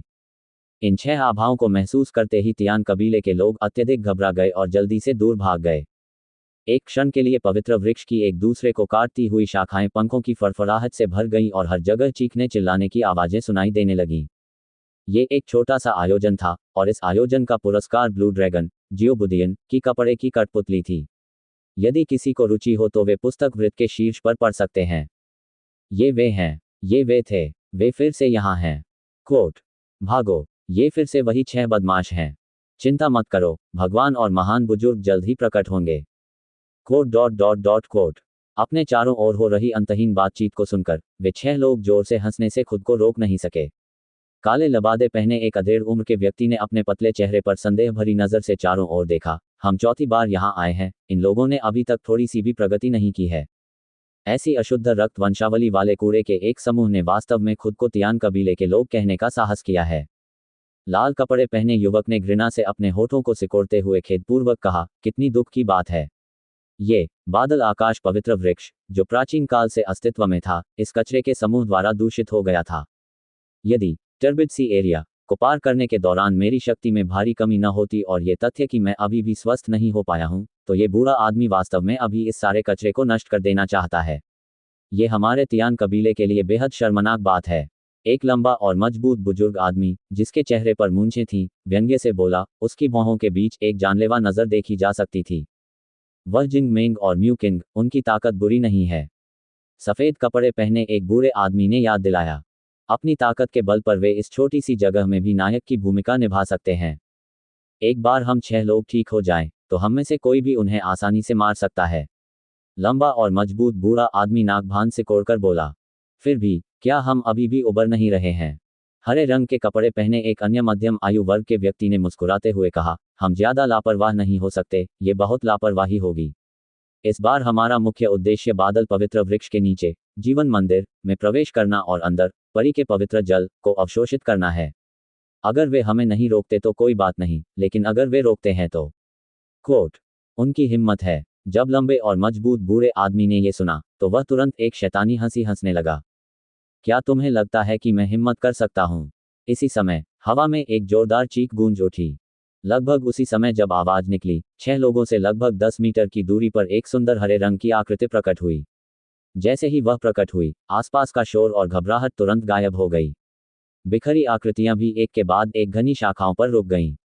सभी का मन शांत था। जिंग मेंग, क्या तुम हमें रोकने की कोशिश कर रहे हो? सफेद वस्त्र पहने बूढ़े व्यक्ति ने अपनी आंखें सिकोड़ ली और उसका स्वर थोड़ा धीमा हो गया। आप ठीक कह रहे हैं। ये वह स्थान नहीं है जहां आपको होना चाहिए, जिंग मेंग ने ठंडे स्वर में कहा। उसका सुंदर चेहरा पहले से ही ठंडा पड़ चुका था और उसकी आंखों में हल्का सा क्रोध झलक रहा था। पिछले 10 वर्षों में ये चौथी बार था जब वे 6 लोग शहर में आए थे। पहली बार, इससे पहले कि जी रू हुआन फोजिन गॉड ग्रेट वर्ल्ड में वापस लौटती, उसने जिंग मेंग के साथ हाथ मिलाया और उन्हें बाहर निकाल दिया। दूसरी बार, जिंग मेंग, म्यू किंग, दिव्य हथियार मंडप मास्टर, जो एक अतिथि के रूप में क्लाउड सिटी में रह रहे थे, साथ ही कुछ अन्य चरण 9 कला संतों ने एक साथ हमला किया और एक बार फिर उन्हें पवित्र आत्मा महाद्वीप से बाहर निकाल दिया। अंत में यह म्यू किंग और हे यान ही थे जिन्होंने शहर की रक्षा करने वाली बड़ी जादुई संरचना को सक्रिय किया और उन्हें बाहर निकाल दिया। लेकिन उन्हें जो कीमत चुकानी पड़ी वह ये थी कि तियान कबीले ने कई वर्षों में जो संत श्रेणी के दानवसार पत्थर जमा किए थे, उनमें से अधिकांश का उपयोग हो चुका था और अब उनमें से 100 भी नहीं बचे थे। अब 3 साल बाद वे एक बार फिर उड़ते बादल शहर में पहुंच गए थे। हालांकि जिंग मेंग गुस्से में था, वह पहले से ही अपने दिल में थोड़ा चिंतित था। इन 6 लोगों की ताकत वास्तव में हर बार उससे अधिक मजबूत थी, और अब जब उनमें से प्रत्येक चरण 9 की सीमा तक पहुंच गया था, तो उनमें से कोई भी महान कबीले के बुजुर्ग म्यू किंग से कमजोर नहीं होगा। जिंग मेंग, तुम्हारा लहजा काफी घमंडी है। हम जीवन के मंदिर में प्रवेश करना चाहते हैं। यदि आप जानते हैं कि आपके लिए क्या अच्छा है, तो रास्ते से हट जाइए। अन्यथा इस शहर में नरसंहार शुरू करने के लिए हमें दोष मत दीजिए। आप हम में से 1 या 2 को रोक सकते हैं, लेकिन 6 को नहीं। कोट, हम आपसे बात नहीं कर रहे हैं। अगर आप सहमत भी हैं तो भी आपको सहमत होना ही होगा। लाल कपड़े पहने युवक ने अपनी जीभ बाहर निकाली और हल्के से अपने होठों को चाटा। उसकी आंखों में एक व्यंग्यात्मक मुस्कान उभरी। आज उस जीवन मंदिर में हम 6 लोग अवश्य जाएंगे। जिंग मेंग, तुम्हें इस बारे में स्पष्ट रूप से सोचना होगा कि क्या तुम जीवन के मंदिर की रक्षा करना चाहते हो या उसके आसपास के लोगों की। हरे वस्त्र पहने मध्यम आयु वाले व्यक्ति ने मुस्कुराते हुए कहा, जीवन मंदिर की सुरक्षा के साथ आपके सभी कबीले के लोग चले जाएंगे। एक भगवान के रूप में आप अकेले हैं, इसका क्या मतलब है? इससे भी अधिक हो सकता है कि आप जीवन के मंदिर की रक्षा भी न कर पाएं। दूसरी ओर, यदि आप पवित्र हॉल को छोड़ देते हैं, तो आपके ये कबीले के लोग जीवित रह सकते हैं। कोट, हे प्रभु, उनसे युद्ध करो। सबसे बुरी स्थिति में तो तुम मर ही जाओगे। जीवन के मंदिर को कभी मत छोड़ो। वे पवित्र आत्मा जल को अवशोषित करने जा रहे हैं। पवित्र आत्मा जल के बिना बादल पवित्र वृक्ष निश्चित रूप से मर जाएगा। कोट, ये कमीने बहुत ही घृणित हैं। कोट। आसपास के पेड़ों की शाखाओं पर कई तियान कबीले के लोग अपना गुस्सा रोक नहीं पाए और कोसने लगे। जिंग मेन का चेहरा अशांत था, उसका दिल गुस्से से उबल रहा था। ये लोग वास्तव में अपने कई तियान कबीले के लोगों का उपयोग करके उसे धमका रहे थे। यह उसकी कमजोरियों में से एक थी। हालांकि कई सौ वर्षों तक प्रभु रहने के बाद उन्हें आसानी से कैसे धमकाया जा सकता था। थोड़ी देर बाद जिंग मेंग अचानक हंसा, आप लोगों को भी इस पर सोचना होगा। अगर स्थिति वास्तव में बदतर हो गई तो मुझे डर है कि आप 6 लोगों में से केवल 3 ही इस शहर से जीवित निकल पाएंगे। ये सुनकर 6 लोगों के चेहरे पर थोड़ा बदलाव आया। वे सभी अपने दिल में स्पष्ट रूप से जानते थे कि यह जिंग मेंग निश्चित रूप से झूठ नहीं बोल रहा था। चाहे वे तियान कबीले के वंश के प्रति कितने भी तिरस्कारपूर्ण क्यों न हों, वे जिंग मेंग की ताकत को नकार नहीं सकते थे। आखिरकार वह सैकड़ों वर्षों तक जीवित रही थी। आंटी जिंग ने क्या कहा, सबसे बुरी स्थिति में तो हम उनसे मौत तक लड़ सकते हैं। ठीक इसी समय दूर से एक स्पष्ट और जोरदार आवाज गूंजी और कई सौ मीटर दूर से 3 आकृतियां तेजी से दौड़ती हुई आईं। वे तांग हुआन, म्यूकिंग और हेई यान थे। उस समय तांग हुआन अपनी असली ताकत नहीं छिपा रहा था। वूश, उसके शरीर से एक भयानक आभा निकली जैसे तूफानी समुद्र, और उसने पल भर में ही आसपास के क्षेत्र को अपने आगोश में ले लिया। बड़े और छोटे पेड़ की शाखाओं पर तियान कबीले के कई लोग पहले तो चौंक गए, लेकिन फिर वे आनंदित हो गए। भले ही ये तांग हुआन मानव कबीले से था, लेकिन उसने जो कुछ कहा था उसे सुनकर वह स्पष्ट रूप से तियान कबीले के पक्ष में खड़ा था।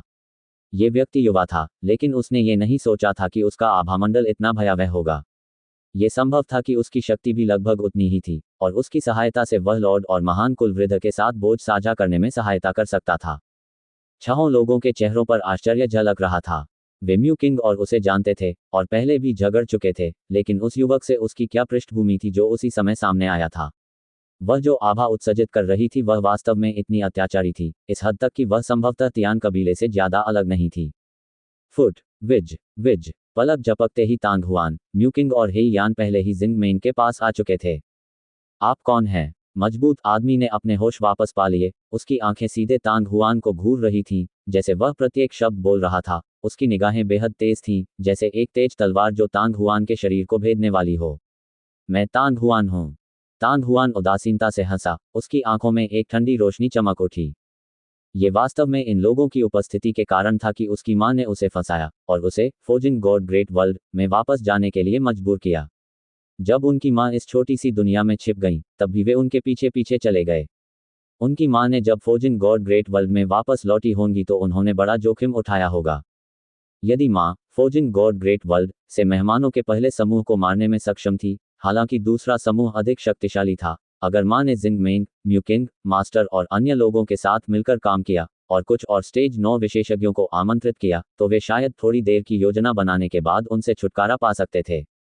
हालांकि दूसरी लहर से छुटकारा पाने के बाद दूसरी लहर या तीसरी भी आ सकती है। यही मुख्य कारण था कि उसकी मां को वहां से जाना पड़ा। तांग हुआन के अनुमान के अनुसार किसी को तो ये पता लगना चाहिए कि उसकी मां कहाँ है।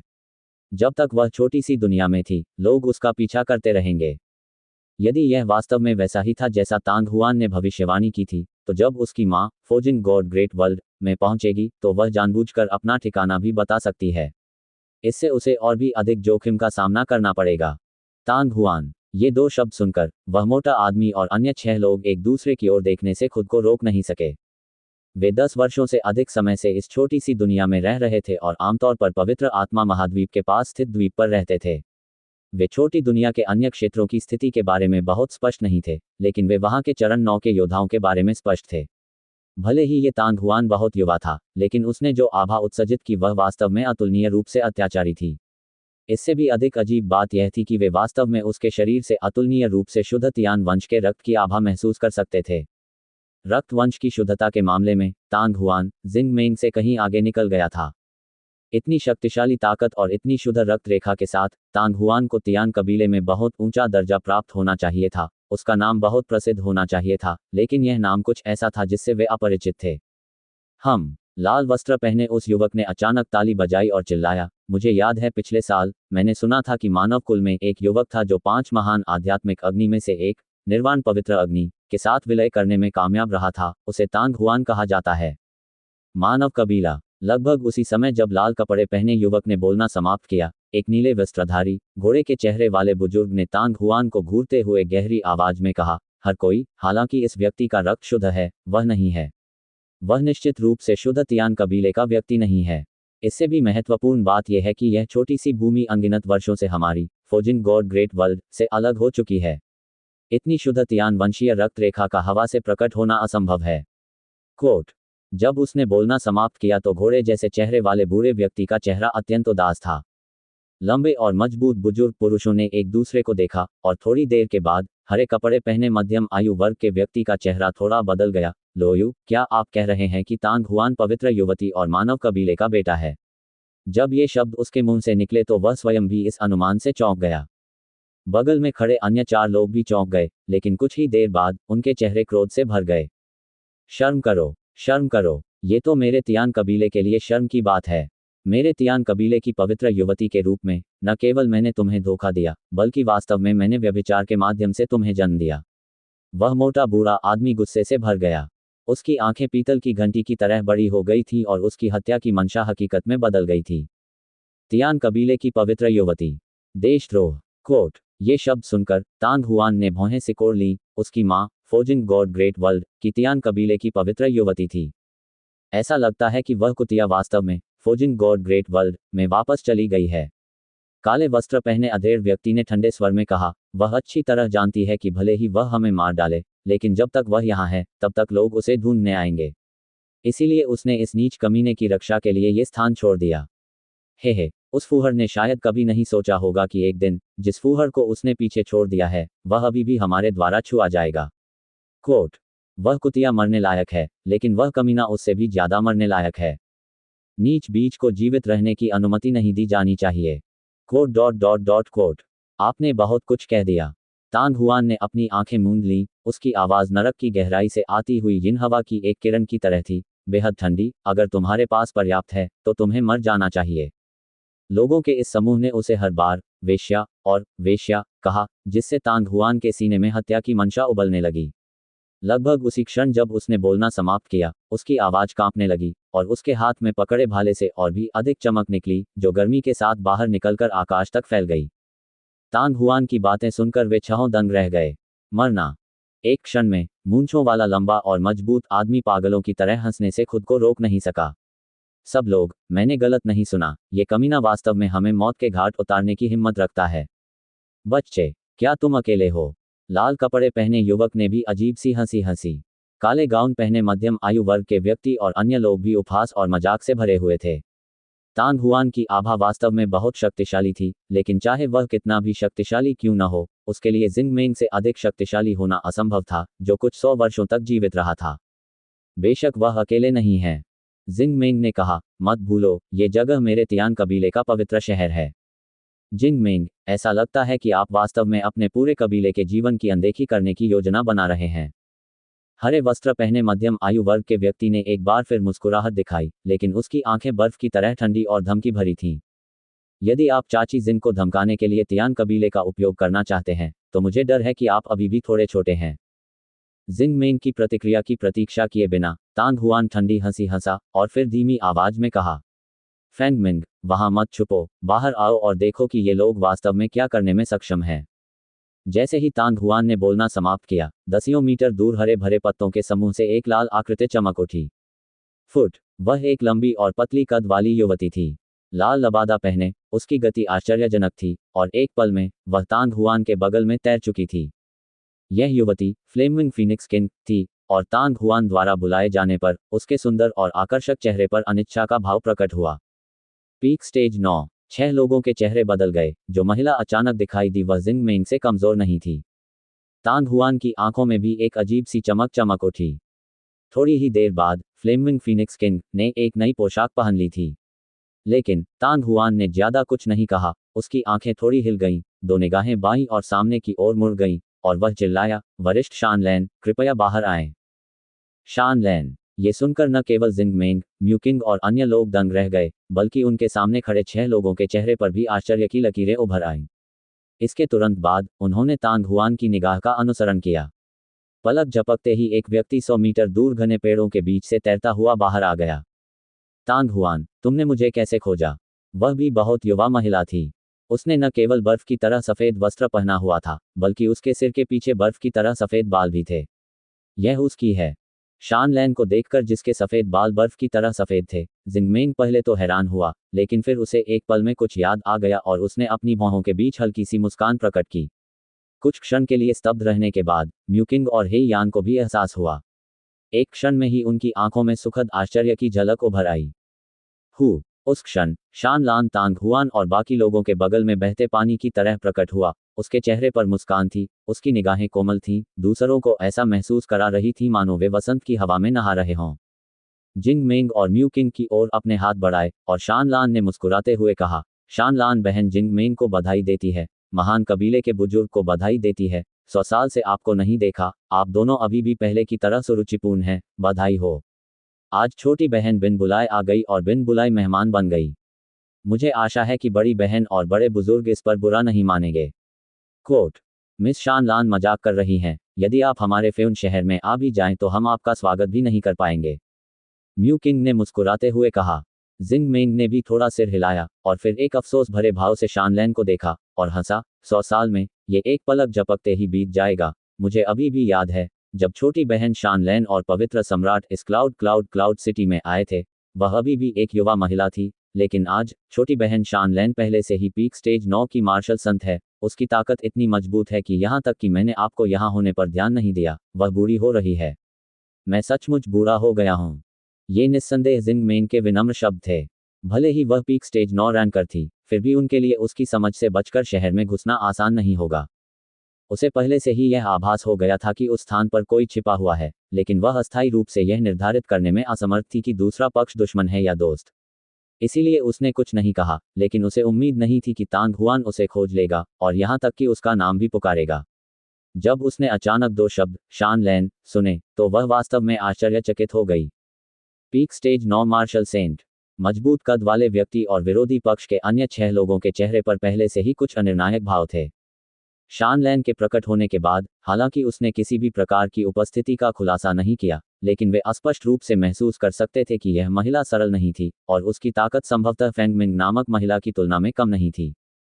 फिलहाल जिंग मेंग ने जो कहा था उससे उनके अनुमान पूरी तरह से पुष्ट हो गए। मूलतः इन छहों ने मिलकर पूर्ण लाभ प्राप्त कर लिया था, लेकिन पलक झपकते ही स्थिति बहुत बदल गई। विरोधी पक्ष में पहले से ही 2 शिखर चरण 9 धर्म संत जिंग मेंग और म्यू किंग मौजूद थे। 2 अज्ञात लड़कियों और शान लैन को जोड़ने पर विरोधी पक्ष के पास पहले से ही 4 शिखर चरण 9 धर्म संत थे। और तांग हुआन, भले ही वह 9वें चरण तक नहीं पहुंच पाया हो, लेकिन उसकी ताकत को निश्चित रूप से कम करके नहीं आंका जाना चाहिए। बहन जिंग मेंग मजाक कर रही होगी। जब 6 लोगों ने इस बारे में सोचा, तो शान लैन खुद को रोक नहीं पाई और जोर से हंस पड़ी। तुम बस मेरे रहस्य को उजागर करने का साहस नहीं कर सकते, बस इतना ही। मुझे लगा कि मैंने इसे अच्छी तरह छुपा लिया है, और यह बड़ी बहन जिंग मेंग से नहीं छिपाया जा सकता। ये बहुत सामान्य बात है, लेकिन मुझे उम्मीद नहीं थी कि आप भी इसे छिपा नहीं पाएंगे। कोट शान लैन ने तांग हुआन को देखा और उसका आंकलन किया। ये जूनियर केवल एक पल के लिए भाग्यशाली था। सीनियर ने वास्तव में अपनी आभा को सीमा तक नियंत्रित कर रखा था, लेकिन जब फेंग मिंग प्रकट हुआ, तो सीनियर की आभा में हल्की लहर उठी, जिसे संयोगवश इस जूनियर ने पकड़ लिया। तांग हुआन ने मुस्कुराते हुए शान लैन को देखा, लेकिन उसका दिल द्रवित हो गया था। हालांकि शान लैन ने फेयुन शहर में आने का कारण नहीं बताया, लेकिन तांग हुआन जानता था कि वह उसके लिए आई होगी। ऐसा इसलिए होगा क्योंकि वह फैटी के तियान कबीले के क्षेत्र में प्रवेश करने के बारे में चिंतित था और उसे देखने के लिए आमंत्रित करना चाहता था। बूढ़े मोटे ने किसी कारण से दर्जनों वर्षों तक शान लैन को छुपा कर रखा था, लेकिन अब उसने उसके कारण ही उसे ढूंढ निकाला था। हालांकि भावुक होने के अलावा तांग हुआन अपने दिल में बूढ़े मोटू और शान लैन के लिए भी खुश था। उसे अचानक एहसास हुआ कि पवित्र आत्मा महाद्वीप में आकर उसने अप्रत्यक्ष रूप से एक महान कार्य किया है। उस दिन जब वे पहली बार हेवनली फोजिंग सिटी में मिले, तो शान लैन का पूरा शरीर घृणा से भर गया था, लेकिन उसका स्वभाव बहुत अधिक कोमल था। अच्छा लड़का। शान लैन अपनी प्रतिक्रिया व्यक्त करने से खुद को रोक नहीं सकी। वह अभी अभी इस स्थान पर पहुंची थी और उसे फेंग मिन के अस्तित्व के बारे में पता नहीं था। अचानक उसने देखा कि तांग हुआन के पास एक बहुत शक्तिशाली पीक स्टेज 9 रैंकर था। उसके दिमाग में वास्तव में कुछ उतार चढ़ाव थे, और उसकी आभा भी थोड़ी उतार चढ़ाव वाली थी, लेकिन यह बेहद मिनट था, और उसने उम्मीद नहीं की थी कि तांग हुआन इतनी दूर होने के बाद भी इसका पता लगा पाएगा। वरिष्ठ शान लैन, ऐसा लगता है कि मुझे आज आपसे मदद मांगनी पड़ेगी। तांग हुआन फिर मुस्कुराया। बिल्कुल, मैंने दशकों से कोई मुकाबला नहीं लड़ा है, इसलिए यह मेरे लिए अपनी मांसपेशियों को सक्रिय करने का एक अच्छा अवसर है। शान लैन ने मुस्कुराते हुए सिर हिलाया, उसकी नज़र उसके सामने खड़े 6 लोगों पर पड़ी। हालांकि उसकी आंखों का भाव तुरंत ठंडा हो गया, क्योंकि एक अतुलनीय रूप से अंधेरी और ठंडी आभा तेजी से उसके शरीर से भ्रम में फैल गई। एक पल में शान लान के चारों ओर 10 मीटर का क्षेत्र बर्फ की गुफा में बदल गया। पब फ्यूचर द्वारा विज्ञापन, खुद को नुकसान पहुंचाया, जिंदा नहीं रह सकता। तांग हुआन की नज़र लंबे और मजबूत बूढ़े आदमी और अन्य लोगों पर पड़ी, और उसके चेहरे पर एक ठंडी मुस्कान दिखाई दी। 6 ऐसा लगता है कि आप सभी आज इस शहर में प्रवेश करने में सक्षम हैं और बाहर नहीं निकल पाएंगे। बात करते हुए तांग हुआन पहले ही कदम दर कदम आगे बढ़ चुका था और 6 लोगों के करीब पहुंच गया था। क्या मजाक, अगर हम जाना चाहें तो आप हमें कैसे रोक सकते हैं? पीछे हटना। वह लंबा और मजबूत बूढ़ा आदमी अपने चेहरे पर पीलापन लिए पागलों की तरह हंस रहा था। जिस क्षण अंतिम अक्षर उसके गले से बाहर निकला, उसका आकार पहले ही विस्फोटक ढंग से पीछे हट चुका था, तथा अन्य 5 लोगों ने भी लगभग उसी समय कार्रवाई शुरू कर दी थी। शान लान, फीनिक्स और तांग हुआन संभवतः इस शहर में हमेशा नहीं रह सकते थे। उसके चले जाने के बाद, चाहे उन्हें बीच रास्ते में रोककर मारना हो या इस शहर में वापस लौटना हो, उन्हें यह आश्वासन दिया गया था कि वे जाने में सक्षम होंगे। चूंकि मामला ऐसा ही था, तो अब ऐसा करने की क्या जरूरत थी? हालांकि उनकी योजनाएं अच्छी थीं, लेकिन तांग हुआन, जिंग मेंग और बाकी लोग उन्हें इतनी आसानी से जाने नहीं देंगे।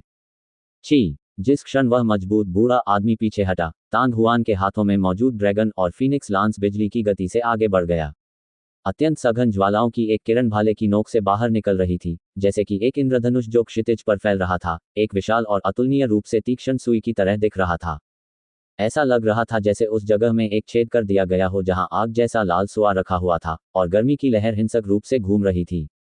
एक क्षण में ये भाले की गति का अनुसरण करते हुए एक भयानक बवंडर में परिवर्तित हो गया, तथा अत्यंत भयानक ऊर्जा उतार चढ़ाव सभी दिशाओं में फैल गया। ऐसा लग रहा था मानो कोई भी चीज उसके रास्ते में नहीं आ सकती, मानो वह अपने सामने आने वाली किसी भी बाधा को चूर चूर कर सकती है। ये भाला तकनीक का छठा रूप था, सच्चा ज्वलंत इंद्रधनुष। उस समय 7 शानदार सितारा प्लेट के भीतर तांग हुआन ने पहले से ही भाला तकनीक को अच्छी तरह से समझ लिया था, और इस भाला तकनीक की मदद से उसने सफलतापूर्वक परीक्षण पास कर लिया था और सूर्य आत्मा शरीर का गठन किया था। अब इस फोर्जिंग गॉड ग्रेट वर्ल्ड अतिथि का सामना करते हुए तांग हुआन ने तुरंत इसका इस्तेमाल किया। जब तांग हुआन ने पवित्र निर्वाण अग्नि और बोधिसत्व अग्नि को अपनी सीमा तक बढ़ाया, तो भाला तकनीक के इस सेट की शक्ति सूर्य अंतरिक्ष में रहने की तुलना में कई गुना बढ़ गई। भाले के प्रहार से आकाश और पृथ्वी हिल गए, तथा हवा और बादलों का रंग बदल गया। ये है। सबसे पहले उस मोटे ताजे बूढ़े आदमी को गोली मारी गई, उसकी आंखों में आश्चर्य के भाव थे। हालांकि लंबे और मजबूत बूढ़े आदमी की प्रतिक्रिया बिल्कुल भी धीमी नहीं थी। उसकी हथेलियां आगे की ओर बढ़ी और पतली हवा से एक भारी ढाल बन गई। ढाल पर बैंगनी रोशनी चमक रही थी। पिछला अध्याय। अगला अध्याय। बूम। क्षण भर में ड्रैगन फीनिक्स भाले की तीखी लाल नोक उस मोटे आदमी के सामने बैंगनी ढाल पर जा गिरी। एक क्षण में एक जोरदार आवाज पूरी दुनिया में गूंज उठी। लाल सुआ की नोक तुरंत ढाल में घुस गई। उनके सामने भयावह और झुलसा देने वाली गर्मी छा गई। लंबा और मजबूत आदमी तेजी से पीछे हट गया, और उसी समय बैंगनी ढाल लगातार चमक उठी। Boom boom. एक के बाद एक तीव्र विस्फोट की आवाजें आने लगीं। पलक झपकते ही लाल रंग का वह तीर उन 6 बैंगनी ढालों को छेदता हुआ अंदर घुस गया, जो उस बलिष्ठ व्यक्ति ने अपने सामने बनाए थे, और फिर धीरे धीरे बिखरने लगा। यद्यपि उस बलवान व्यक्ति को तांग हुआन का सच्चा ज्वलंत इंद्रधनुष प्राप्त हो गया था, फिर भी उसकी अभिव्यक्ति अत्यंत कुरूप हो गई थी। उसकी भौहों के बीच वह एक ही समय में हैरान और क्रोधित था। तांग हुआन के हमले ने न केवल उसे बेहद दयनीय बना दिया था, बल्कि इससे उसकी बड़ी मात्रा में ऊर्जा भी समाप्त हो गई थी। जब अन्य 5 लोगों ने ये देखा तो उनके चेहरे पर भी आश्चर्य झलकने लगा। उन्होंने पहले ही भविष्यवाणी कर दी थी कि तांग हुआन शक्तिशाली होगा, लेकिन उन्होंने कभी नहीं सोचा था कि उसकी ताकत इतनी प्रबल होगी कि वह उनकी उम्मीदों से कहीं अधिक होगी। जिस क्षण उसने हमला किया, ऐसा लगा जैसे उसने एक बहुत बड़ी गलती कर दी हो, और अपने साथी को, जो उन 6 में से दूसरे सबसे मजबूत साथी था, इस हद तक मजबूर कर दिया।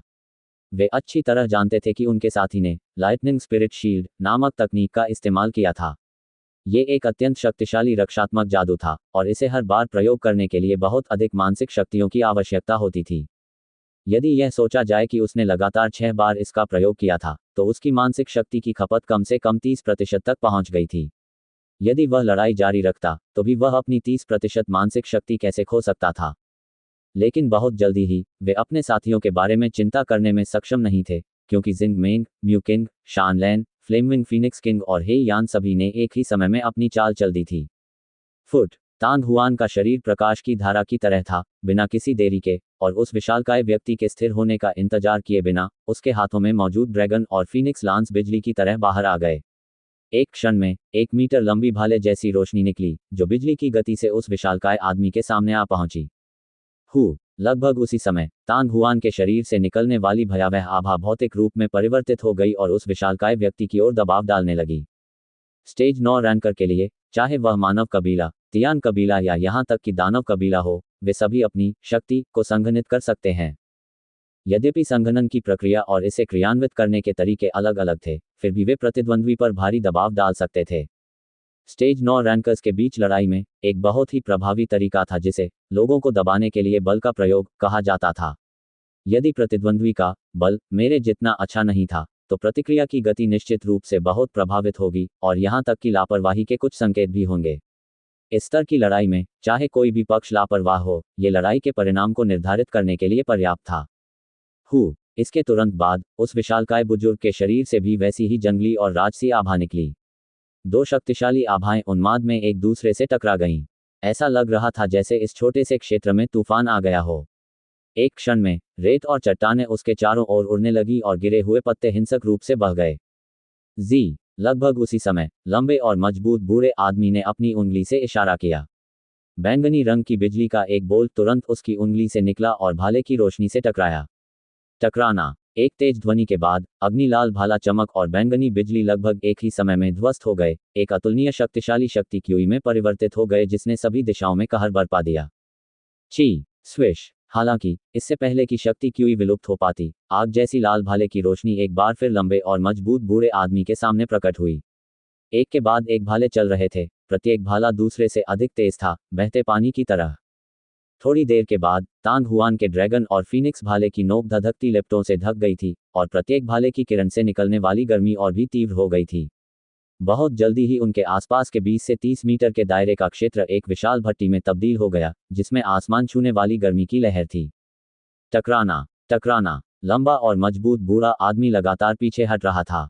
उसकी उंगलियों से बिजली चमकती हुई निकल रही थी और लगातार आने वाली भाले की रोशनी को रोक रही थी। अनजाने में ही उन दोनों के बीच की दूरी 100 मीटर से अधिक हो चुकी थी। इस समय चिलचिलाती गर्मी में लंबे और मजबूत बूढ़े आदमी का चेहरा पहले से ही आग की तरह लाल हो गया था। उसका पूरा शरीर पसीने से भीग गया था। उसके शरीर से निकलने वाली क्यूई स्पष्ट रूप से समाप्त हो गई थी, लेकिन तांग हुआन का भव्य तरीका अभी भी इंद्रधनुष की तरह था। उसका भाला बल एक ड्रैगन की तरह था, जिससे लंबा और मजबूत बूढ़ा आदमी परेशान महसूस कर रहा था। उसकी आंखों में गुस्सा था। क्या कमीना है, इस बूढ़े आदमी ने सचमुच तुम्हें कम आंका है। जब बिजली के एक और बोल्ट ने अग्निलाल भाले की चमक को नष्ट कर दिया, तो उस मोटे बूढ़े आदमी ने अपने दांत पीस लिए और जोर से दहाड़ा। अचानक उसकी पीठ के पीछे दो सफेद पंख फैल गए और एक हल्की फड़फड़ाहट के साथ वह 20 से 30 मीटर ऊपर हवा में था। बूढ़े कमीने, तुम उड़ सकते हो, लेकिन मैं नहीं, तांग हुआन ने उपहास किया और उसका शरीर भी ऊपर उठ गया। ये वही क्षण था जब तांग हुआन की पीठ पर पंखों की एक जोड़ी घनीभूत होकर बन गई। जीवन के कुंड में तियान कबीले की रिक्तरेखा को पूरी तरह से सक्रिय करने और दो जातियों की रिक्तरेखा के साथ पूरी तरह से विलय करने के बाद पंखों को संघनित करना तांग हुआन के लिए पहले से ही सहज प्रवृत्ति से बाहर था। भले ही उसने पहले कभी जादू नहीं सीखा था, फिर भी तांग हुआन अपने वंश के मार्गदर्शन में पंख बनाने के लिए असली क्यूई का उपयोग करने में सक्षम था। बेशक अगर तांग हुआन रिक्तरेखा के साथ विलीन नहीं हुआ होता और अगर उसका शरीर अभी भी मानव कबीले के रिक्तरेखा के प्रभुत्व में होता, तो 9वें स्तर के अपने शिखर के साथ भी वह ऐसी रणनीति का प्रदर्शन करने में सक्षम नहीं होता। तांग हुआन ने अपने पंख फड़फड़ाए और उसका शरीर, जो पहले से ही हवा में 10 मीटर से अधिक ऊपर था, एक बार फिर हवा में उठ गया। उसके हाथ में लंबा भाला पहले से ही तेजी से हिलना शुरू हो गया।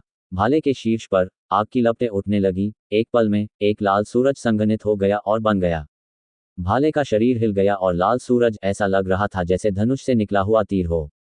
वह लपटों की एक लंबी पूंछ खींचता हुआ 20 मीटर दूर खड़े लंबे और मजबूत बूढ़े आदमी पर ऐसे दहाड़ा जैसे कोई उल्कापिंड आसमान से गिर रहा हो। जहां भी लाल सूरज गुजरता, आसपास की हवा तेजी से विकृत और विकृत हो जाती। उफनती गर्म लहरें भी एक अतुलनीय रूप से झुलसाने वाले तूफान में परिवर्तित हो गईं, जो भाले की गति के साथ आगे बढ़ी।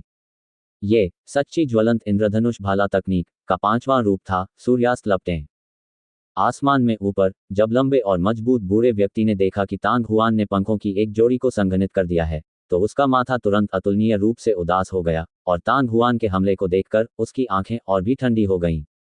तुरंत ही उस मोटे बूढ़े आदमी ने दांत पीस लिए और पकड़ने के लिए अपना हाथ बढ़ाया। अचानक उसकी हथेली में बिजली के आपस में गूंथे होने से बना एक लंबा बैंगनी कोड़ा प्रकट हुआ। ये एक बच्चे की भुजा जितनी मोटी और दसियों मीटर लंबी थी।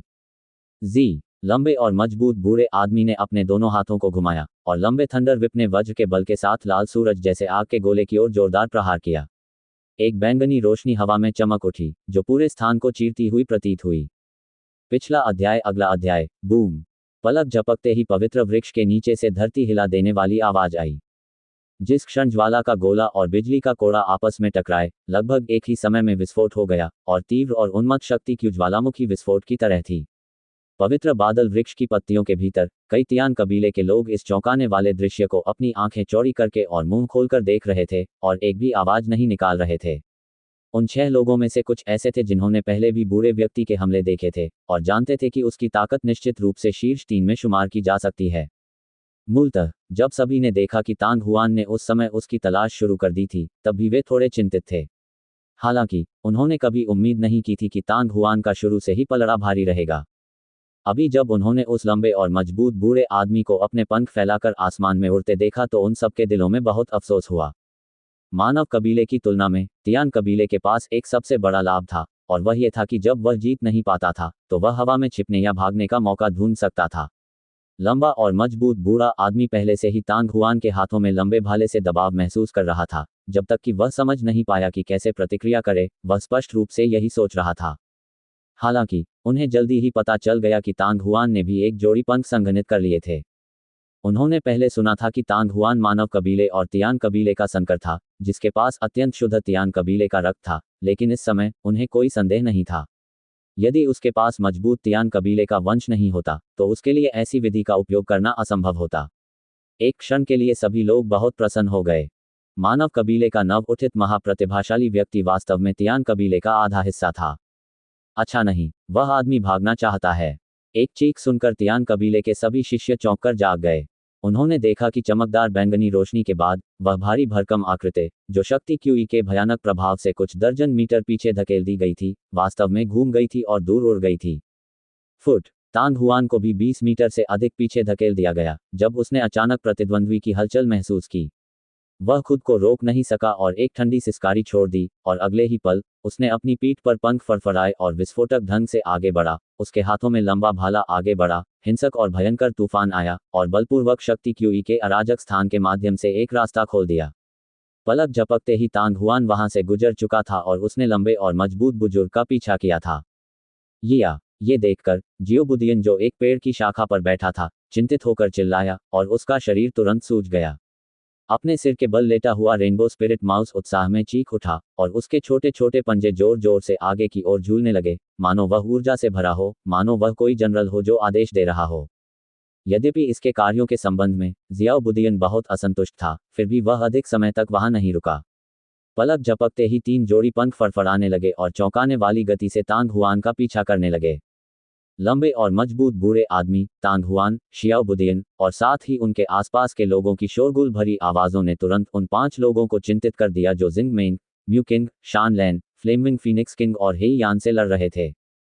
यद्यपि तांग हुआन के साथ लड़ने वाले साथी ने शुरू से ही बड़ी मात्रा में मानसिक शक्ति का उपयोग किया था, लेकिन इतनी जल्दी बच निकलना वास्तव में उनकी उम्मीदों से परे था। इस समय हेई यान से लड़ने वाले लोगों के अलावा, जिनके पास ऊपरी हाथ था, अन्य 4 लोगों के पास कोई लाभ नहीं था। यदि युद्ध जारी रहा तो निस्संदेह वह पराजित हो जाएगा। दोनों पक्षों के बीच की स्थिति को देखते हुए लुओयांग और अन्य लोगों को तुरंत पीछे हटने की इच्छा हुई। आज वे यहाँ तियान कबीले के जीवन मंदिर में पवित्र परिजल के लिए आए थे। तांग हुआन के अस्तित्व के बारे में जानने के बाद वे उसे और भी अधिक मारना चाहते थे। उन्होंने कभी भी जिंग मेंग और अन्य लोगों से मौत तक लड़ने के बारे में नहीं सोचा था। यदि उन्हें रोका न जाता तो वे बहुत पहले ही चले गए होते। पीछे हटना। सभी लोग पीछे हटें। उल्का अग्नि वर्षा। पहले से ही उड़ रहा स्लिपरी जेड सबसे पहले दहाड़ा, अपने दोनों हाथों को अतुलनीय गति से लहराते हुए उल्का अग्नि वर्षा। हफ। एक के बाद एक डिस्क के आकार के आग के गोले उल्काओं की तरह निकले, आकाश को काला कर दिया और पृथ्वी को ढक लिया। इस उल्का वर्षा से घिरे 10 मीटर के दायरे में स्थित स्थान हिंसक रूप से हिलने लगा। यहाँ तक कि ऊष्मा तरंगें भी परत दर परत उत्पन्न हो रही थीं, मानो आसपास का स्थान भट्टी में तब्दील हो गया हो। हालांकि जिस पर वे यू हमला कर रहा था वह जिंगमेंग नहीं था, बल्कि एक शाखा थी जो दसियों मीटर दूर थी। महान युद्ध शुरू होने के बाद तियान कबीले के लोग बहुत दूर चले गए थे। हालांकि हरे भरे पत्तों और पत्तियों के बीच तियान कबीले के 1 दर्जन बच्चे चुपके से वहां आ गए और निरीक्षण करने के लिए अपना सिर बाहर निकाला। उन्हें इस बात की परवाह नहीं थी कि हमला प्रभावी था या नहीं। अपना तुरुप का पत्ता इस्तेमाल करने के बाद उसने जरा भी गति धीमी करने की हिम्मत नहीं की। उसने तुरंत अपने पंख फड़फड़ाए और जाने के लिए मुड़ गया। तियान कबीले के बच्चों के समूह को इसकी बिल्कुल भी उम्मीद नहीं थी। वे सभी इस भयावह हमले से बुरी तरह डर गए। कितना घृणित! जिंगमेंग का गुस्सा उसकी भौहों के बीच से उभरा और उसका शरीर क्षैतिज रूप से हिल गया। एक क्रिस्टल साफ जैद नीली क्यूई झरने की तरह बह निकली और पलक झपकते ही इसने उल्का अग्नि और दर्जन भर तियान कबीले के बच्चों के हमले को रोक दिया और एक जैद नीली पानी की दीवार में बदल गई जो प्रकाश से चमक रही थी। टकराना टकराना आग के गोले के फटने से एक के बाद एक टकराव की तीव्र आवाजें उठने लगीं, जो अतुलनीय रूप से गर्म और हिंसक शक्ति क्यूई में परिवर्तित हो गईं, जो उस क्षेत्र में अनियंत्रित रूप से फैल गईं। इतने भयंकर प्रभाव के कारण पानी की दीवार भी तेजी से हिलने लगी, मानो वह किसी भी समय ढहकर नष्ट हो सकती है। विज! एक पल में ही जिंगमेंग का शरीर पानी की दीवार के पीछे आ गया था। उसकी हथेलियों के हल्के थपथपाने से पानी की दीवार एक बार फिर स्थिर हो गई तथा सभी शेष आग के गोले भी रुक गए। और इसके ठीक बाद जिंगमेंग की पतली उंगलियों ने तेजी से पानी की दीवार पर रेखा खींची। एक क्षण में पानी की दीवार एक अतुलनीय रूप से मोटी गहरे नीले रंग की पानी की बांध बन गई और आगे की ओर उड़ते हुए चीखने लगी। इसकी गति अविश्वसनीय रूप से तेज थी। इस भयानक शोर को महसूस करते हुए शिव, जो पहले ही लगभग 100 मीटर दूर भाग चुकी थी, ने अपने दांतों को जोर से पीस लिया और तुरंत उसके शरीर से एक बड़ी ज्वलंत लाल आभा उभरी और जल्दी से उसकी पीठ पर इकट्ठा हो गई। पिछला अध्याय। अगला अध्याय। बूम! पानी का तीर लगभग तुरंत ही आग जैसे लाल रंग के अवरोधक से टकराया। टकराना! एक तीखी आवाज के साथ वह अग्नि अवरोध तुरंत ही टूट गया और गहरे नीले रंग का पानी का तीर स्लिपरी जैड की पीठ पर गिरने से पहले केवल एक क्षण के लिए रुका। पफ! सोंग यू के मुंह से खून निकला, लेकिन वह पीछे नहीं मुड़ा और उसने पूरी ताकत से अपने पंख फड़फड़ाए। ऐसा लग रहा था कि उसने अपनी पूरी ताकत लगा दी है। जिंगमेंग ने ठंडी सांस ली। उसने उसका पीछा नहीं किया, बल्कि काले लबादे वाले मध्यम आयु वर्ग के व्यक्ति की ओर झपट्टा मारा। हे यान, जो उसके खिलाफ लड़ रहा था, पहले से ही खतरनाक स्थिति में था।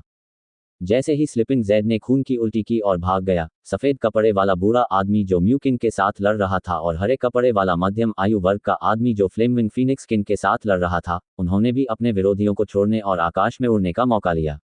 म्यू किंग ने अपने पंख फैलाए, जबकि फ्लेमविंग फीनिक्स राजा ने एक जोड़ी ज्वलंत लाल पंख फैलाए। सैकड़ों मीटर दूर लाल कपड़े पहने युवक मानो एक ही समय में 2 पंखों में परिवर्तित हो गया और पीछे की ओर उड़ रहा था। जब उसने शानलैन की ओर एक नज़र डाली, तो उसके होठों पर एक उपहासपूर्ण मुस्कान प्रकट हुई। उसके लिए उससे बचकर भागना आसान नहीं होगा, लेकिन उसका प्रतिद्वंद्वी मार्शल वॉरियर्स था। जमीन पर लड़ाई में उसके लिए उससे जीतना मुश्किल होगा, लेकिन हवा में वह केवल यही उम्मीद कर सकती थी कि वह ऐसा करने में सक्षम नहीं होगी। लेकिन उसी क्षण लाल कपड़े पहने युवक के चेहरे का भाव बदल गया। उसके चेहरे की मुस्कान गायब हो गई। उसके नीचे शानलैन ने वास्तव में वह लचीली तलवार फेंक दी थी जिसका उपयोग उसने उससे लड़ने के लिए किया था।